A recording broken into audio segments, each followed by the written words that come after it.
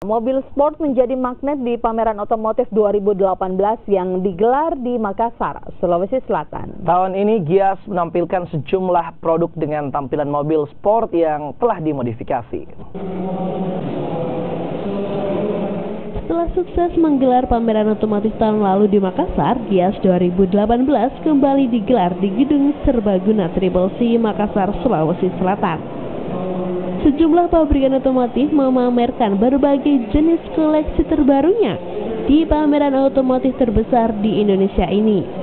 Perbedaan terjadi di tahun ini, di mana selera pengunjung lebih tertarik pada tampilan mobil sport jenis city car yang telah dimodifikasi dan sangat mengaspal di jalanan. Hari ini datang ke Gias Makassar Auto Show 2018 untuk melihat produk-produk otomotif baru di pameran ini, dan kebetulan kan sekarang banyak produk-produk dan promo-promo baru yang bisa saya dapatkan, dan mungkin juga bisa dapat inspirasi mobil-mobil modifikasi untuk mobil-mobil sport gitu. Kalau saya pribadi, saya lebih tertarik ke mobil-mobil sedan sport yang walaupun sebenarnya kurang cocok untuk jalan-jalannya Makassar, tapi kalau untuk selera saya sendiri, saya lebih suka mobil sedan.